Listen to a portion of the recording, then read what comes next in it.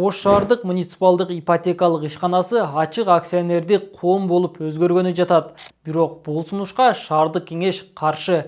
Акционердик коом менен муниципалдык ишкананын айырмасы эмнеде? Акционердик коом болсо эмне өзгөрөт? Кимисинин артыкчылыктары көбүрөөк? Маалыматтарды чогулттук, алдыда айтып берем.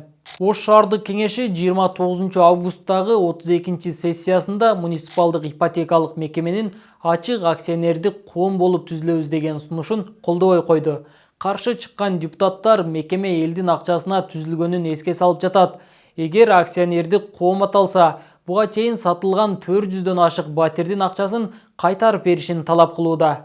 Анан элдин акчасынан түзүлгөн акчаны акционердик коом дегенде акционердик коом болгону акционердик коомун бул өзүнүн мыйзамы менен иштейт акционердик коом, туурабы? Жергиликтүү өз алдынча башкаруу мыйзамы өзүнчө башка, акционердик коомдун мыйзамы өзүнчө башка. Акционердик коом болгондон кийин буларда совет директоров деген болот.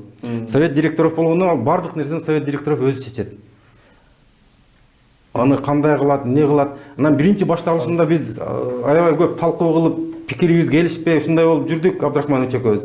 Ошондо биринчи башталганда 49-51% ушундай мамлекет мэриянын 51-49 деп жүрдү. Анан 40-60 кылабыз деп жүрдү. Анан кечээ сессияга барганда эле 100% деп калды. 100% болгондо инвестор келбейт го, логически ойлогондо делечи. Ачык акционердик коом деген эмне? Ачык акционердик коом акционердик коомдун катышуучулары өздөрүнө таандык акцияларын коомдун башка акционерлеринин макулдугусуз эле ажыратып алууга укуктуу болгон мекеме. Ал өзү чыгарган акцияларга ачык жазылуу жүргүзүүгө жана аларды мыйзамда белгиленген шарттарда эркин сатууга укуктуу. Ачык акционердик коомдун жетекчисин акция ээси дайындайт. Мекеме тендерсиз жана эч кандай конкурс өткөрбөй эле иш алып бара алат. Жергиликтүү кеңештин депутаттарына азыркыдай отчет берүүгө милдеттүү болбойт. Мындан тышкары компаниянын ишин илгерилетүү максатында батирлерге бааны өздөрү кое алышат. А бирок муниципалдык ипотекалык компания акционердик коом болгон чакта деле аларды 100% мэрия көзөмөлдөп турарын айтууда. Башкача айтканда акционердик коомдун талабы менен иштей алышпайт. Эреже боюнча учредитель катары мэрия өзү түзүп алып чыкканга укугу бар болчу. Бирок биз шаардык кеңеш менен компромисс кылыш үчүн, ушул маселени максат үчүн биз айттык. Бир айдын ичинде түзүп келип, кайра токтомго жазсын. Мынча адам шаардык кеңештен кирсин. Бир айдын ичинде түзүп келип, кайра көрсөтсүн дегенге да макул болду. Компромисс менен кетип атат. Өз укуктарыбыздан чектеп, шаардык кеңешке көбүрөөк укук берип, бирок маселени чечип кетүүгө жол көрсөттүк да. Компания муниципалдык ипотекалык ишкана боюнча эле калса эмне болот? Мындайда муниципалдык ипотекалык ишкананын бардык ишине жергиликтүү кеңеш кийлигише алат жана отчет алып турат.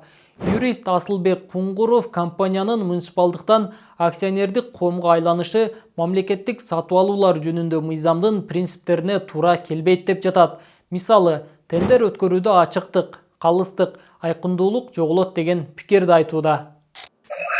Эми мен өзүмдүн жеке оюмча булар биринчиден ошол жанагы тендер конкурстардан баягы буйтап качып атышат. Экинчиден жанагы шаардык кеңеш ыкмасында баягы регулярдык режимде баягы макулдук алмай, анан отчет бермей деген процедуралардан качып атышат деген ойдомун да. Сиздин пикириңиз кандай? Ош шаардык муниципалдык ипотекалык ишкана ушул бойдон калганы туурабы же ачык акционердик коом аталышы керекпи?